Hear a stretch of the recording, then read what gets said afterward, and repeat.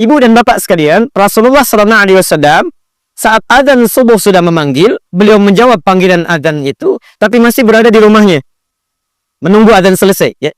Jadi belum ke masjid, ya. Beliau berada di rumahnya, kemudian menunggu adzan selesai, lantas menunaikan 2 rakaat fajar, ya, 2 rakaat sebelum salat subuh. Maka Rasulullah mencontohkan kepada kita memulai dengan 2 rakaat sebelum subuh. Dalilnya hadis riwayat Muslim nomor hadis 725 dulu. Didapati juga di At-Tirmidzi nomor hadis 418. Perhatikan keutamaannya, perhatikan. Keutamaan 2 rakaat sebelum subuh. Ini saking pentingnya Rasulullah tidak pernah meninggalkannya selama hidupnya. Saking pentingnya, ya. Dan ada 2 salat yang hampir tidak pernah ditinggalkan oleh Nabi. Hampir tidak pernah ditinggalkan oleh Nabi. Bahkan dalam perjalanan pun masih dikerjakan. Yaitu 2 rakaat sebelum subuh dengan salat witir. Ya. Itu seringkali dikerjakan. Perhatikan, kata Rasulullah, raka'atal fajri, 2 rakaat salat yang ditunaikan sebelum subuh itu khairum minad dunya wa ma fiha. 2 rakaat fajar atau 2 rakaat sebelum subuh itu pahalanya, nilainya di sisi Allah lebih baik daripada dunia dan seisinya. Masya Allah. Dunia dan seisinya. Ini semua ada dunia dan isi-isinya. Kalau kita miliki itu nggak ada nilai apa-apanya dibandingkan menunaikan 2 rakaat sebelum subuh. Jadi kalau antum menunaikan 2 rakaat sebelum subuh, itu nilainya di sisi Allah lebih dibandingkan daripada dunia dan seisinya. Nggak ada nilainya. Ya. Walaupun di dunia ini ada tambahan lagi orang kaya, tambah lagi orang kaya, kumpul lagi. Itu nggak ada nilainya dibandingkan 2 rakaat sebelum subuh. Nah, sekarang saya mau tanyakan sebentar. Maafkan saya, kalau nanti Al-Ihsan bikin pengumuman, nggak usah tunggu bulan depannya, mana DKM-nya ini? Type. Ada DKM-nya? Pak Iman, Ustaz Iman tolong bikin pengumuman setelah ini, yang sholat subuh di Masjid Al-Ihsan besok, masing-masing dapat amplop 500.000. Baik ya? Masing-masing dapat amplop berapa? 500.000. Siap, Ustaz? Hai. Cuma diumumkan saja kan? Ya, cuma diumumkan. Kan? Lihat sini ya. Lihat. Azan subuh jam 4:36. Datang jam berapa ke sini? Dan maaf, terbatas cuma 100 orang pertama.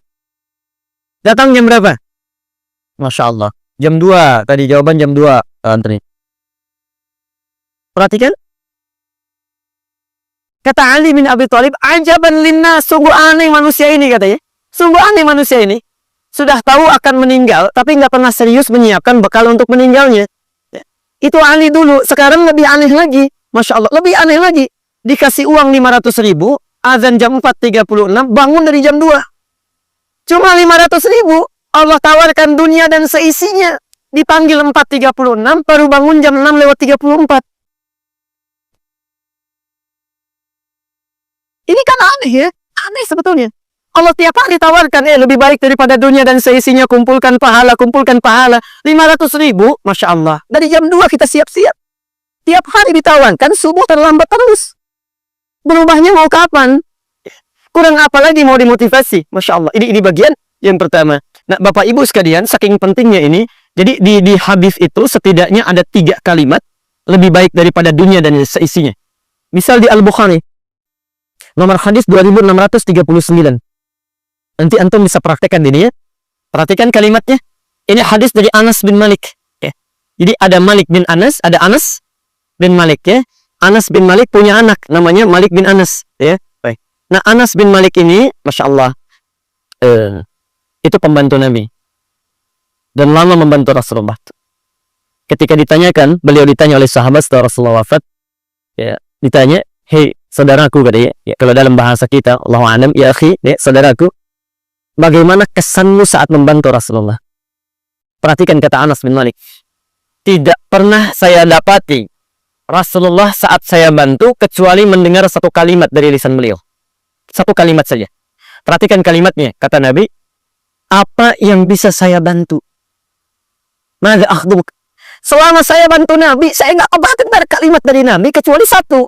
Kata Anas ini, apa yang bisa saya bantu? Ini paling luar biasa. Anas itu jadi pembantu Nabi, bukan sekedar ingin jadi pembantu. Ya, Masya Allah.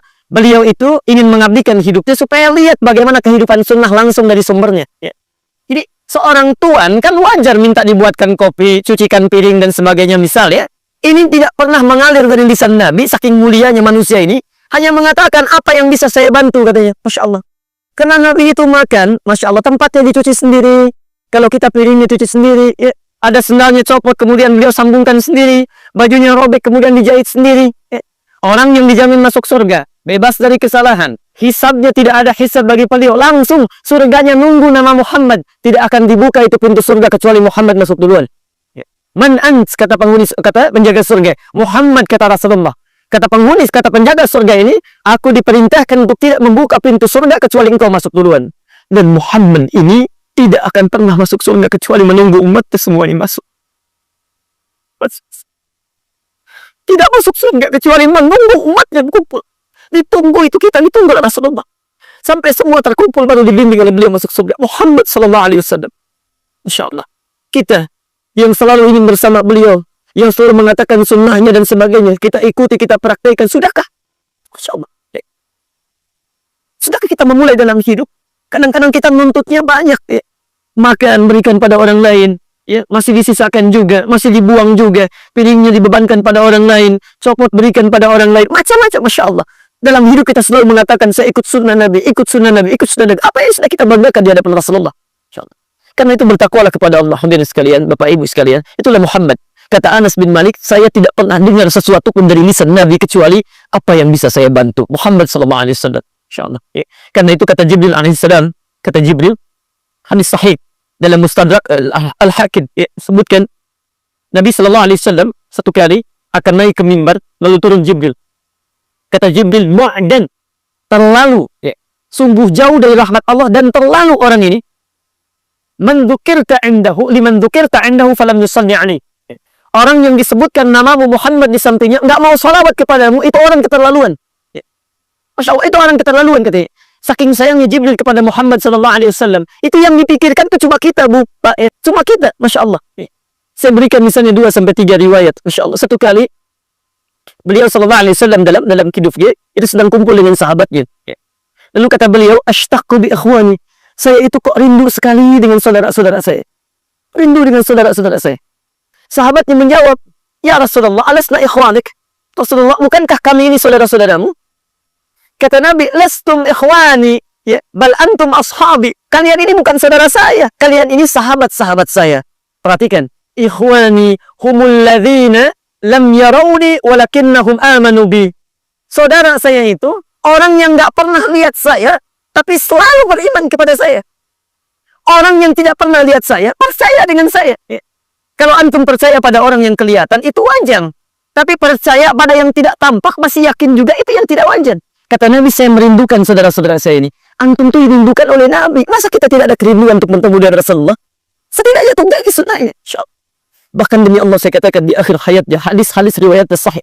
Ketika beliau akan meninggal dunia, Fudail membawakan air untuk beliau wudu. Ya? Masya Allah, Fudail itu anak pertama daripada Abbas. Abbas punya 2 anak, yang paling populer laki-laki, satu namanya Fudail, yang kedua namanya Abdullah.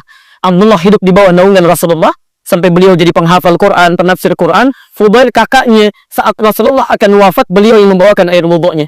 Ya. Dalam pangkuan Aisyah radhiyallahu anha, sampingnya ada Ali, ya. Sampingnya ada Fatimah, yang dipanggil bukan Aisyah, bukan Ali, bukan Fatimah. Ummati, ummati, ummati. Mau meninggal pun masih antum yang disebut itu. Ya, insyaallah. Jadi kata Jibril alaihissalam, mu'dan, keterlaluan itu orang, liman dzukirta annahu falam yusalli alaik. Disebutkan namamu, salawat saja dia tidak berkenan. Jadi tidak mampu kita membalas jasanya Rasulullah sallallahu alaihi wasallam. Setidaknya kalau Anda tidak bisa balas itu, salawatlah kepada beliau. Dan dalam salawat pun masih diberikan pahala juga. Man shalla alayya salatan wahidah sallallahu alaihi asyra. Masya Allah. Siapa yang salawat 1 kali saja, aku tidak butuh itu. Ya, cuma dengan salawat itu Allah akan memberikan 10 kali lipat kebaikan kepada orang itu. Ya. Di Bapak Ibu sekalian, itulah Muhammad sallallahu alaihi wasallam. Nah, kata Anas bin Malik, la ghadwatun fi sabilillah. Ya. Aktivitas baik yang dilakukan karena Allah dari pagi sampai dengan maghrib, aw rauhatun, atau aktivitasnya dari siang sampai maghrib tapi semua karena Allah. Misal, makannya karena Allah, minumnya karena Allah, kerjanya karena Allah. Mau makan bismillah, mau minum bismillah, mau kerja bismillah. Perhatikan, khairum minad dunya wa ma fiha. Itu lebih baik daripada punya seluruh isi dunia ini. Ya. Kalimat ujungnya sama. Ya. Jadi antum misalnya mulai besok bangun tidur, ya, atau sekarang masih ada kesempatannya. Kalau dari pagi disebut ghadwah, ya, ghadwah sampai dengan maghrib. Kalau dari siang sampai dengan maghrib disebut rawhah. Kalau semua aktivitas kita diniatkan karena Allah, makannya bismillah karena Allah, minumnya bismillah karena Allah, kerjanya karena Allah, rawat anak karena Allah, itu kata Anas bin Malik, sabda Rasulullah, khairum minad dunya wa ma fiha. Apa balasan bagi orang ini? Dari Sa'ad As-Sa'adi. Sa'ad As-Sa'adi di Al-Bukhari masih hadisnya. Nomor hadis 3078. Perhatikan. Maudi'us sautin fil jannah. Ya.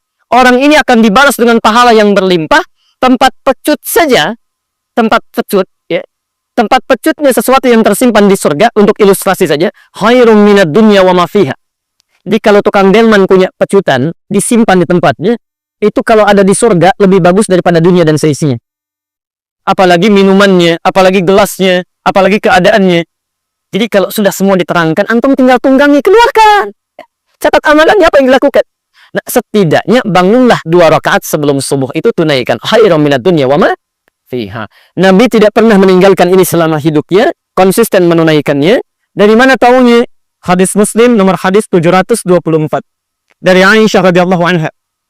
Qalat, lam yakunin Nabi sallallahu alaihi wasallam minan nawafili ashaddu ta'ahudan ala rak'atayil fajr. Ya. Tidak pernah Rasulullah sallallahu alaihi wasallam memperhatikan, menjaga dengan kuat di antara salat-salat sunnahnya dibandingkan dengan perhatian beliau terhadap 2 rakaat sebelum fajar. Ya. Jelas sampai sini? Baik. Jadi dalilnya yang ingin kita sampaikan pada kesempatan hari ini, Bapak dan Ibu sekalian, setelah bangun tahajud, siapkan diri kita jangan sampai ketinggalan ini. Ya. Walaupun bangunnya kesiangan, hadis sahih. Walaupun bangunnya kesiangan misalnya, ini salat yang agak istimewa, lakukan ini dulu 2 rakaat. Lakukan ini dulu 2 rakaat, baru kemudian salat subuhnya. Jelas sampai di sini? Baik. Yang terakhir, lalu kita berhenti dulu di sini. Yang terakhir, di mana Nabi mengerjakannya? Di masjid atau di rumah? Dari mana taunya? Nah, ini persoalan. Ayo, yang bilang di rumah angkat tangan. Berapa? Yang bilang di masjid angkat tangan. Yang tidak angkat tidak jelas nih semuanya. Alhamdulillah. Perhatikan sini. Ya, kita lihat hadisnya dulu ya. Ada di hadis Zaid. Setidaknya 3 hadis kita kumpulkan ya. 3 hadis kita kumpulkan. 1 dari Zaid bin Thabit. Orang-orangnya. 1 Zaid bin Thabit. Dari Zaid bin Thabit ada 3 hadis. Nah, rumus dalam ilmu hadis. Kalau ada satu amalan sifatnya, dalilnya cuma 1, contohnya 1, artinya itu contoh yang paling jelas. Tidak boleh kita mengambil cara lain-lain lagi. Ya. Tidak perlu kreatif. Jadi kalau misalnya satu amalan, hadisnya 1, contohnya 1 prakteknya. Jangan cari dalil lain lagi, jangan cari contoh yang lain lagi. Ini yang paling bagus, gak usah kreatif. Ya. Contoh, lihat sini. Hadis dalam sholat, saat mengangkat tangan itu, sampai dengan meletakkan di dada misalnya, jadi dari takbir, kalau cara takbirnya ada 2. Dari yang sejajar dengan bahu, hadwaman kibaihi, kemudian sejajar dengan daun telinga. Tapi sama semua saat mengangkat sampai dengan meletakkan, itu cuma 1 cara. Dalilnya sahih, ya, kemudian contohnya 1, Allahu Akbar. Kalau dalam satu praktek, contohnya 1, dalilnya 1, artinya semua orang bisa melakukannya. Tidak terbuka peluang untuk menampilkan kreativitas kita. Jadi nggak usah kreatif. Ya. Begitu antum angkat misalnya kan nggak enak, masa sama manusia kanan dulu, sama Allah kiri dulu. Ini harus agak sedikit pendekatan yang berbeda. Ya. Allah aja, Akbar. Kita putar sedikit ya, supaya kanan duluan masuk, kemudian baru kiri. Itu nggak usah kreatif ya. Nanti kita capek sendiri itu. Ya. Antum capek sendiri. Kalau sudah jelas ada, nggak usah cari-cari yang lain. Ya, direpot. Kelihatan seseorang dibahas cari dalilnya, diseminarkan, ya di stadium general kan, nggak akan ketemu. Jadi capek-capek sendiri. Tapi kalau dalam satu praktek misalnya, lebih daripada 1 hadis, jangan ditafsirkan dari 1 hadis saja. Kumpulkan semuanya. Ya. Nanti banyak prakteknya. Bisa tentang ini saja minimal ada 3 hadis. Tentang persoalan kita. Doa mengangkat tangan ada 30 hadis. Bacaan bismillah 70 hadis. Ya, Masya Allah. Isbal ada 143 hadis. Kumpulkan dulu. Baru kita lihat. Ya. Satu, Zaid bin Sabit, kemudian Jabir bin Abdullah, yang ketiga Abdullah bin Zaid. Ini antum bisa temukan hadisnya di An-Nasai 1133, kemudian bisa dilihat di silsilah hadis sahihah nomor hadis 1508. Baik. Bapak Ibu sekalian, saya bacakan hadisnya dari Zaid dulu ya. Qala Rasulullah sallallahu alaihi wasallam, Rasulullah sallallahu alaihi wasallam satu kali bersabda ya, di orang-orang itu pada salat sunnah di masjid, lalu Nabi menyampaikan, "Sallu ayyuhan nasi fi buyutikum." Hei orang-orang, kata Rasulullah, ayo cepat salat di rumah aja, di rumah. Ya. Fa inna afdhala salatil mar'i fi baitihi illa al-maktubah. Salat yang terbaik yang dilakukan oleh setiap orang itu lebih bagus di rumahnya, kecuali salat yang fardu, salat wajib. Ya. Di salat sunnah ya, dari hadis ini sebaiknya dilakukan di mana? Di rumah. Ya. Adapun salat fardu sebaiknya dilakukan di mana? Di masjid, melalui hadis ini. Ya, ya Rasulullah, apakah qobliyah saja? Ya. Apakah qobliyah saja? Tidak. Ternyata ba'diyah juga sebaiknya dilakukan di rumah. Hadis dari Jabir yang ini bin Abdullah. Ya. Hadis dari Jabir bin Abdullah. Kata Rasulullah sallallahu alaihi wasallam, "Idza qada ahadukumus shalah fi masjidihi, idza qada ahadukumus shalata fi masjidihi." Kalau seseorang telah menunaikan salat fardu di masjidnya, perhatikan, sudah salat fardu di masjidnya, maka tunaikan, bahasa hadis, faj'al fi baiti nasiban min salati. Ya. Maka jadikan sisa salatnya itu di rumahnya. Jadikan sisa salatnya di rumahnya. Fa innallaha ja'ilun fi baitihi bis shalah khaira. Karena sungguh Allah Subhanahu wa taala akan memberikan kebaikan-kebaikan pada sisa salatnya itu saat dia berada di rumahnya. Ya. Jadi maksudnya kata para ulama, supaya di rumah itu banyak tempat sujudnya. Ramai dengan ibadah, itu yang akan nanti memberikan kesaksian pada kita di akhirat nanti. Karena mulut terkunci, tangan diikat, cuma nanti benda-benda yang bersaksi kepada Allah. Idza zulzilatil ardu, kemudian wa akhrajatil ardu, wa qala al insanu, ayat keempatnya, yauma idzin tuhadditsu. Nah, jadi kata Al-Quran, saat bumi ini digoncangkan, hancur seluruhnya, manusia pada keheranan, ada apa ini, diwafatkan, semuanya dibangkitkan, semuanya akan diam. Yang bersaksi itu tempat-tempat dan benda-benda yang kita pijak. Yauma idzin tuhadditsu akhbaraha. Benda menceritakan apa yang terjadi. Perhatikan. Antum sholat di rumah. Karpetnya sudah kita sediakan, dipakai sholat. Itu nanti yang akan bilang kepada kita, ya Allah, saya pernah dipakai sujud oleh orang ini. Tanggal sekian, bulan sekian, jam sekian. Ya. Masya Allah. Jadi jangan hanya ramaikan di masjid, rumah pun ramaikan. Ya. Karena itu ada saran dari para ulama, ini saran sangat bagus Bu ya, Pak. Kalau Anda memiliki sesuatu yang baru, pakai dulu untuk kepentingan Allah. Supaya mudah hisabnya. Misal, kita beli baju baru ini, Masya Allah ya. Kemudian setelah digunakan, gunakan dulu untuk Allah. Pakai dulu sholat ya, pakai sholat. Supaya saat ditanya dalam hisab itu ringan jawabnya. Dari mana rizki yang kamu pakaikan itu untuk beli pakaian? Ya Allah, Engkau maha tahu, Engkau bisa melihat dan mengetahuinya dengan pasti. Rizkinya saya dapatkan dari si A yang sangat halal. Dan Engkau ketahui itu. Kemana Engkau gunakan? Ya Allah, pertama kali saya gunakan itu adalah untuk menyembahmu. Dan Engkau paling tahu kapan waktunya, kapan saya gunakan, dengan keadaan apa saya kenakan itu. Masya Allah, ringan. Kita kadang terbalik. Ibu kalau pakai baju baru, dapat baru, digunakan apa dulu?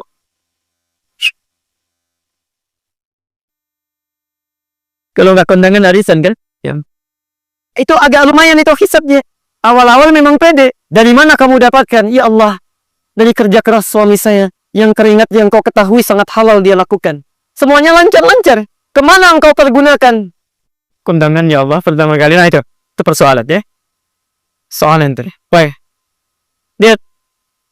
Hadis yang kedua dari Jabir bin Abdullah. Ya. Maka ramaikan rumah dengan ibadah. Itu salat ba'diyahnya. Tapi pertanyaannya, apakah semua salat sunnah itu mesti di rumah? Baik. Ditakhsis oleh Nabi, dikhususkan. Lihat pernyataannya, jangan berhenti di sini ya. Alhamdulillah. Jangan berhenti di sini. Kalau Anda cuma baca 1-2 hadis saja, akan diambil kesimpulan berarti semua salat sunnah itu mesti di rumah. Perhatikan. Hadis selanjutnya, Abdullah bin Zaid bertanya kepada Rasulullah. Perhatikan pertanyaannya, Alhamdulillah.